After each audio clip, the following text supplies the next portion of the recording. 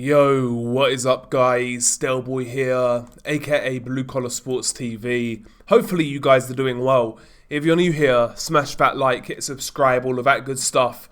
So, Jack Catterall defeats Regis Prograis by a 12-round unanimous decision to basically secure a world title shot in his next fight at 140. Weird fight, I would say. I will say I felt this fight was closer than the scorecards indicated, but I felt the right man won the decision at the end of the day. Going into this fight, I have to say I wasn't really all that hyped for it. Jack Catterall isn't really the most entertaining fighter in the world, to say the least, and I felt Prograis has seen better days, to be honest, so going into it, wasn't really, super hyped for it. I obviously watched it, being a boxing junkie degenerate. But yeah, the fight was a weird one, really, because the first sort of 4 rounds was what I expected from this fight. 2 southpaws, both a lot of activity with their lead hands in terms of jabs, in terms of feinting, etc.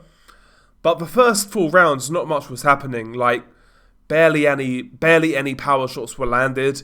It was mainly jabs, the odd left hand here and there from both guys.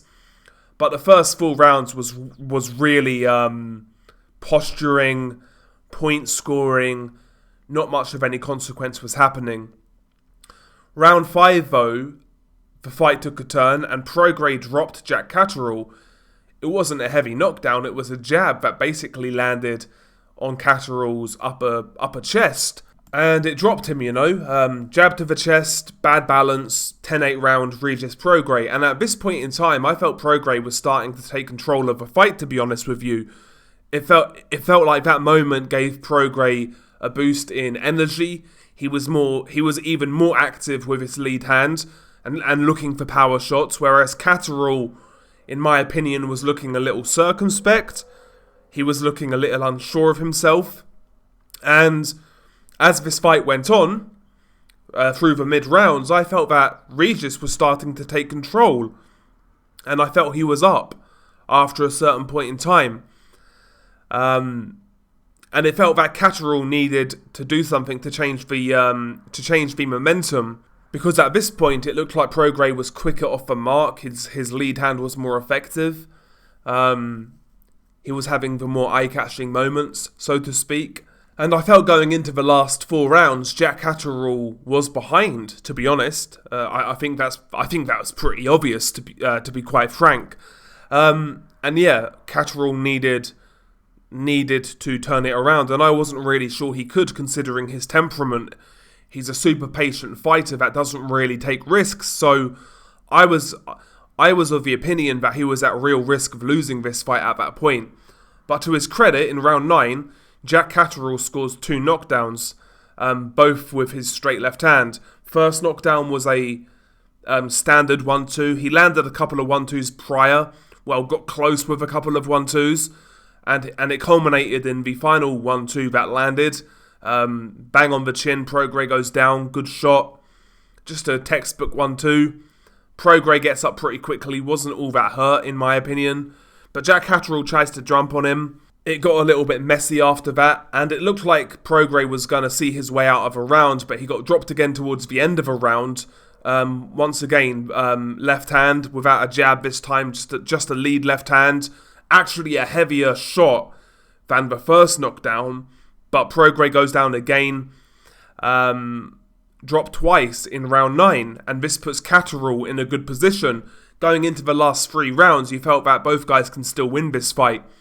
But it was really Catterall who took control with the lead hand. He established the jab. He was firing the straight left hand. He was picking his shots well. And Prograis, for me, was getting more and more desperate. I don't think the gas was in the tank, to be honest. There was no real impetus from Prograis to really kind of chase it. Felt like he kind of looked a bit too comfortable, a bit too resigned to potential defeat. That allowed Catterall to pick up rounds 10 and 11. And in round 12, Prograis did try to come out and swing, but he missed the target and kind of turned his ankle. and that was at the start of round 12. And throughout the rest of round 12, Prograis' ankle was pretty much gone. There were numerous times where he kind of semi-lost balance, and Catterall was able just to pick him off and fire the jab, fire the straight left, a couple of body shots here and there. And yeah, Catterall saw this fight out and won on points, really. Prograis, there was some moments in this fight where he kind of really kind of showed that old form, but ultimately he did look like an old fighter, in my opinion.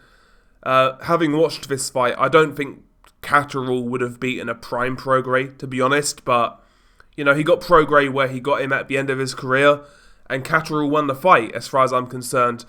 But yeah, it was a weird one because the first 4 rounds were so uninspiring. After round 4, though, it did get interesting. It was more entertaining. But yeah, Catterall won. He was the more active guy. He scored 2 knockdowns. Overall, I'd say he was more effective with the lead hand overall.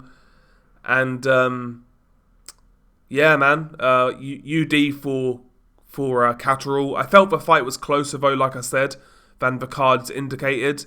But it was what it was. It was what it was. And yeah, Catterall looks like he's going to get a world title shot next. Who does he fight? We shall see. Liam Paro, maybe. He's a matchroom fighter. That could be a possible fight. We'll see. We'll see. But anyway, share your thoughts below. Beanie Guy Del Boy. Peace.